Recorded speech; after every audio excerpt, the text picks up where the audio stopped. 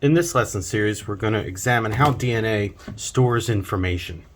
Here's a model of DNA, and we've already learned its basic structure. It's a double helix. So the backbone of the molecule, it consists of these deoxyribose units with phosphate groups here. So we've got the two backbones of the molecule, and then the rungs of the DNA ladder consist of those four chemicals found in DNA, the A, T, G, and C. And you see it's color coded here, so each rung is composed of two of the DNA chemicals, and if this is an A, if the yellow one's an A, the green one's a T.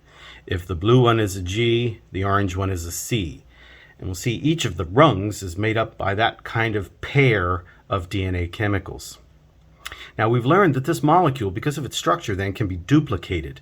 The bonds between the two letters that make up the rungs here, those bonds are weak bonds. And so a protein can come along and break the chemical bonds between the letters of DNA forming the rung here, and so the molecule can be separated. Each strand can be separated from the other. And then the cell is going to use each strand of the DNA to build the missing strand, and that's how the molecule will be duplicated. But in this lesson, we're going to focus on how DNA stores information. And I'll tell you right now, and then we'll get into how they figured this out. So the molecule stores information in the sequence of the DNA bases along one strand of the molecule. So it's the sequence of the A's, G's, C's, and T's as you go along one strand of DNA. That sequence of DNA letters stores information, specifically about how to build a protein. Okay, so let's now see a little bit more about how DNA can store information. We're going to focus on this DNA molecule right here, and we'll zoom in a little bit. So here we have a DNA molecule, and the two strands have been untwisted and separated. You'll notice the bottom strand is complementary to the top strand. So we see the pairing rules. If there's a T up top, there's an A in the bottom. If there's a T in the bottom, there's an A up top. G, C, C, G, C, G, etc. So these two strands were sticking together, and there were weak chemical bonds between the letters of the bottom strand and the letters of the top strand.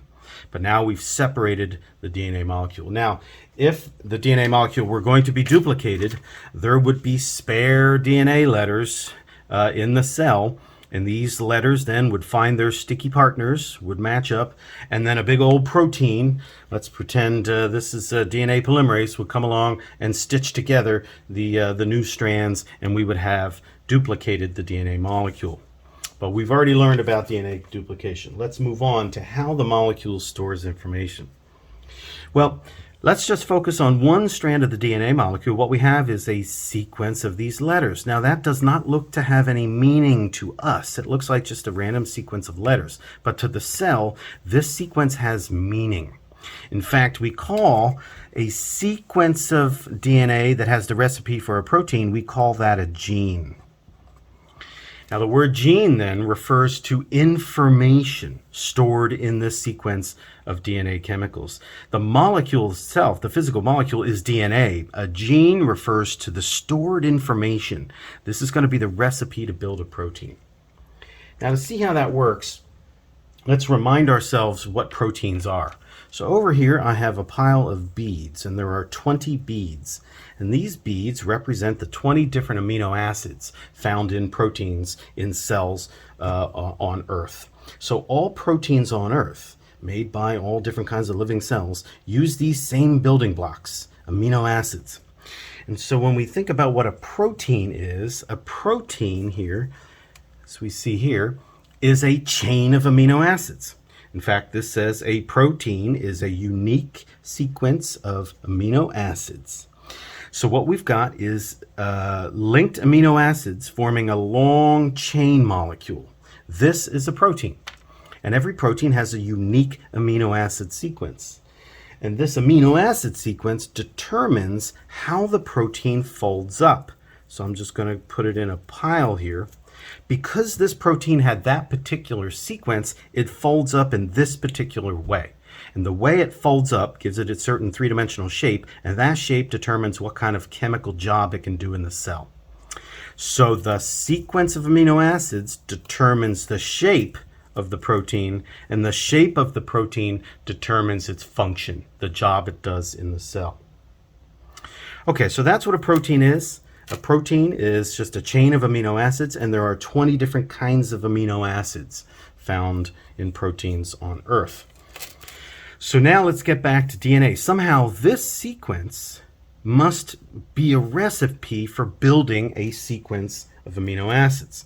So we'll take a look at it like this here. Here's an even longer one.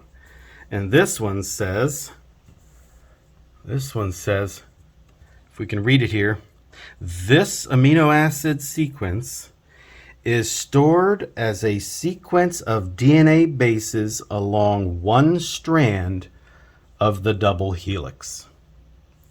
So here's the idea that the sequence of amino acids in a protein is specified by the sequence of DNA letters along one strand of the double helix. Now, to be sure, this other strand has a sequence of DNA letters as well, but notice that sequence is different than this one. So it turns out that the cell has ways of just using one strand of DNA to store the recipe to build a particular protein. The other strand, the complementary strand, is of course needed when DNA is going to be duplicated, but the cell, in a sense, is using one of these strands of DNA to store the recipe for building a particular protein. Now, in the next part, we'll see a little bit more in detail how this language of life on Earth actually works. All right, let's continue on in trying to figure out how it is that a sequence of DNA letters might specify a sequence of amino acids. What we've got here is a kind of a language decoding puzzle. We have to decipher the language of life on Earth. We're presented with a string of letters here, and somehow that means a certain sequence of amino acids. And here's our 20 amino acids over here. Well, humans have lots of experience deciphering languages. We are language-using species. This is a sort of a gift shop little trinket that you might find. I got it in the island of Crete, and it shows an ancient writing system called cuneiform. And you can see all these little sort of little pictures of things, these little symbols. So the idea is, if this is a human language, these little carvings here in clay actually mean something. So each little sort of icon means something. It might refer to some object in the world or some kind of event or action or something. And so the idea, of course, is to decipher a language is we need to figure out what these little symbols mean. Well, in the same way for DNA, we have to figure out what these letters mean. Well, we think they mean amino acids, but exactly how does the system work? So at first, scientists, of course, understood that there were 4 different kinds of DNA letters, and so they thought to themselves, well, let's see. Could it be that the first letter in the DNA sequence, in the gene, could that first letter specify the identity of the first amino acid in the protein? So maybe the letter A specifies this particular amino acid, one of the 20 amino acids. And then maybe the next letter T is the name of a different amino acid. And then the next letter G specifies the identity of yet a third type of amino acid. And then the next letter C specifies the 4th amino acid. But of course, quickly you can realize that this system's not going to work, because there's only 4 different kinds of DNA letters, but there's 20 amino acids. What we need is a system where we have enough sort of symbols here to specify the 20 different amino acids that make up proteins. So a one-to-one mapping can't work. It cannot be that one letter of DNA is the name for a particular amino acid, because after all, then all these other 16 amino acids, they don't have a representation in the DNA sequence. Well, now maybe you could say, well, what about, say, the letter C? Maybe the letter C specifies these 3 different amino acids right here. But wait a second. If the letter C could mean any of these 3 amino acids, then how does the cell know which amino acid to put in that location, in the 4th position, right, of the growing protein? How would the cell know? Because it really will matter whether it puts an A in there or an N or a P, because remember, the sequence of amino acids determines how the protein folds up. So we don't want a situation where one of the symbols found in DNA, right, means multiple things. We don't want that kind of situation. All right. Well, if it's not a one-to-one code, as it were, what about a 2-letter sequence? Could it be that the first 2 letters of the gene specifies the identity of the first amino acid? And then the next 2 letters, the GC, specifies the identity of the next amino acid. And then CC specifies the identity of the 3rd amino acid. So again, what we want to know is, would that system work? Will we have enough names, as it were, to specify all 20 amino acids? Well, I have gone to the trouble of writing out all of the possible 2-letter sequences of DNA, and here they are. AA, AT, AC, AG, and you can see the rest of them. Turns out there are 16 2-letter sequences, but we have the same kind of problem. We've only got 16 names, as it were, but we've got 20 amino acids that have to be named. So we don't have enough power here in our language. We're missing some names. There will be 4 amino acids that won't be specified by any 2-letter sequence of DNA. So it's not a 2-letter code. Of course, that led scientists to entertain the possibility perhaps it's a 3-letter code, that the first 3 letters of DNA, ATG, specifies the identity of the first amino acid.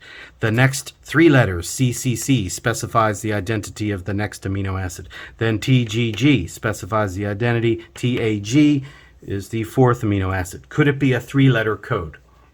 Well, how many different 3-letter sequences of DNA are there? And here I'm going to use a different technique here. If we imagine a triplet, a 3-letter sequence, we have the 1st position, 2nd, 3rd position. Well, any of the 4 DNA letters could take up position in the 1st position. Any of the 4 DNA letters could be in the 2nd position. Any of the 4 could be in the 3rd. So when you multiply these out, you get 4 times 4 times 4, or 64 different 3-letter sequences. That is enough. In other words, it would be like having 64 different names for 20 different amino acids. Now, it's okay to have that kind of redundancy. It just means that every single amino acid has at least one triplet, one sequence of 3 letters that specifies that unique amino acid. But it could well be that 2 3-letter sequences refer to the same amino acid. So, in other words, if we were thinking about names, it would be that some of these amino acids have multiple names, kind of like a child going by multiple names. We've got 64 possible 3-letter sequences. We've got 20 amino acids. So these amino acids, some of them are going to have multiple triplets that refer to the identity of those amino acids. And this is the current understanding of how the code works. The DNA is storing information, as it were, 3 letters at a time. Each 3 letters of the DNA sequence specifies the identity of one of the 20 amino acids found in proteins. Okay, we're going to continue on now to see how the code works. We've now learned that the language of life on Earth consists of 3-letter sequences of DNA specify the identity of a particular amino acid. And so a sequence of DNA letters, when taken 3 at a time, that will specify the order of amino acids for a given protein. Now, when a cell is going to make a protein, then it has to access the recipe for building the protein. And so the DNA molecule will have to separate. And now we're going to learn a little bit about what the cell has to do to actually construct a protein. This is information, but when the DNA molecule is together, when the two strands are together, the information cannot be accessed.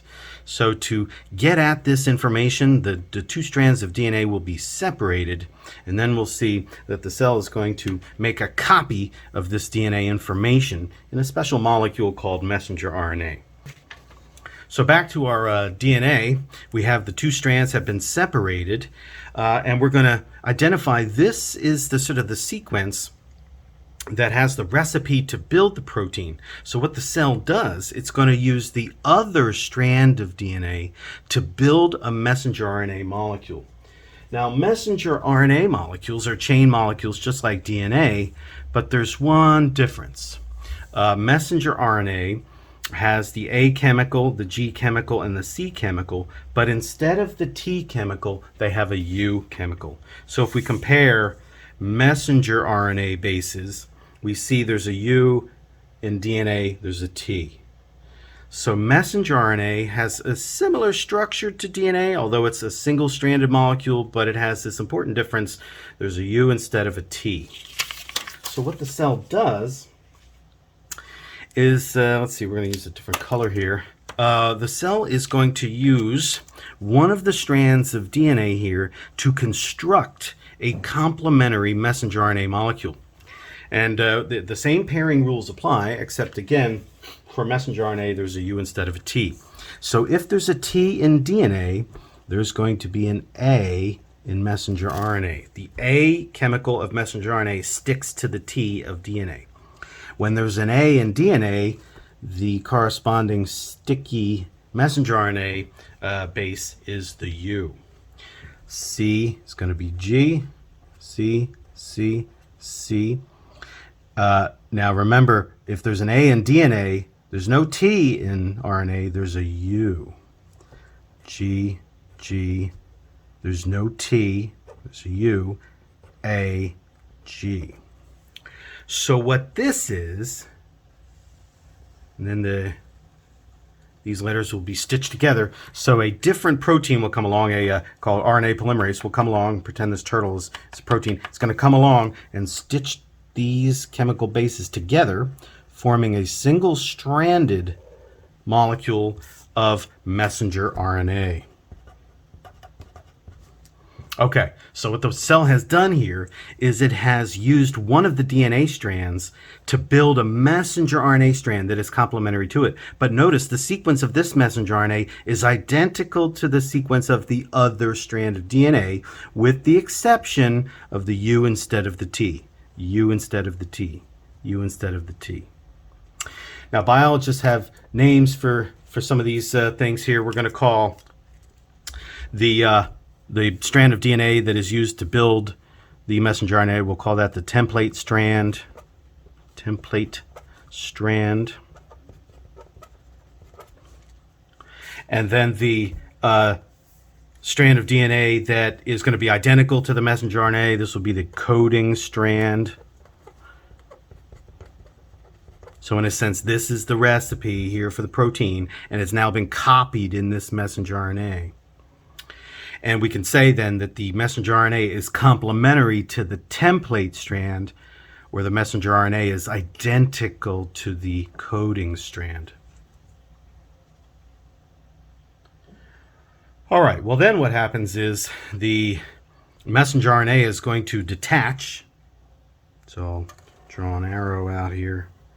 And it's going to go find a ribosome. So I'm going to redraw the messenger RNA.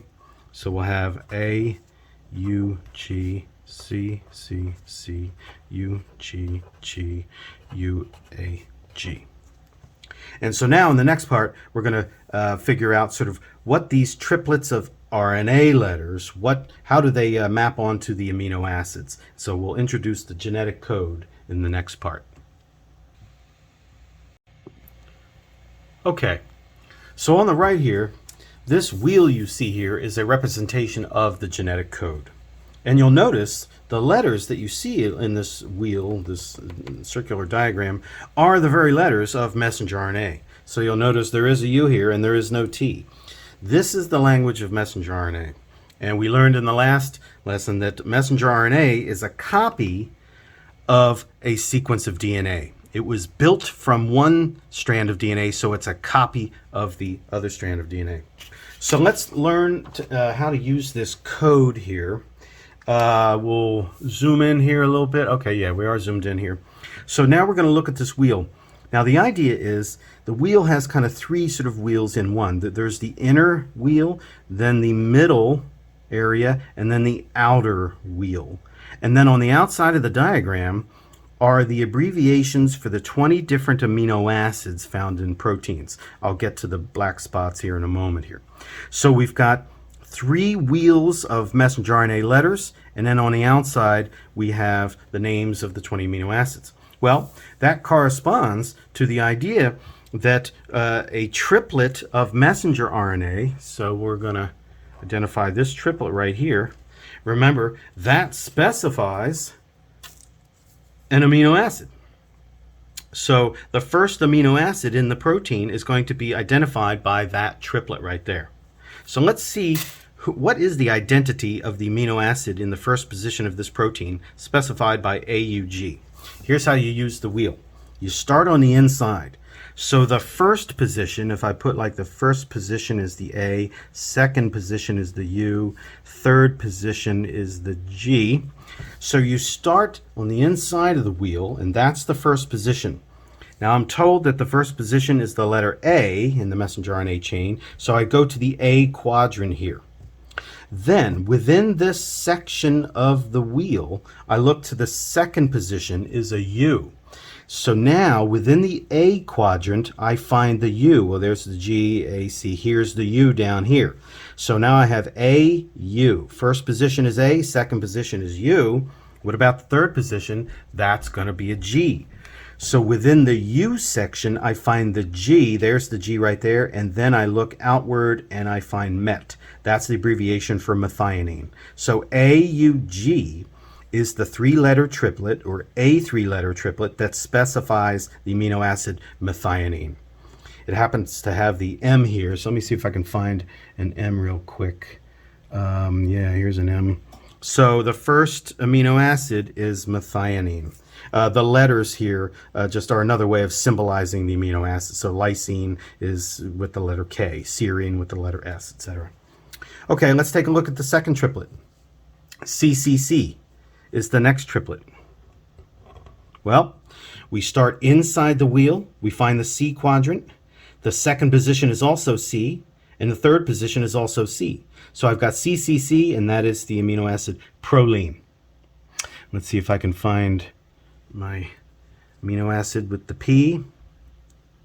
So proline is the second amino acid in the protein. The next triplet is UGC. Let's see, UGC. That looks like cysteine. Also specified by just the letter C. So here I've got cysteine. And the fourth triplet in this particular protein is UAG. And UAG, I go to my code, and I've got U, A, G, and I see a black spot here. That, according to my key down here, means a stop signal. In fact, there's no name of an amino acid here, UAG. There's no name for an amino acid because it doesn't specify amino acid. It's punctuation. It means the message has reached the end. So UAG is a stop signal. It's kind of like punctuation. It tells the ribosome that the protein is finished, is completed. So the last triplet of the messenger RNAs, all these messenger RNAs, the last triplet is one of these stop signals. It could be UAA, UAG, or UGA. So that's how the system works. So it turns out that a messenger RNA that has 4 triplets, that protein is only going to have 3 amino acids because that last triplet is not an amino acid. It is sort of like signaling the ribosome that the messenger RNA is complete, that the protein is complete. Now, what the ribosome does is actually make a chemical bond between the amino acids, right? So that's the job of the ribosome, and that requires ATP energy and such. And the result then is a protein, a chain of amino acids.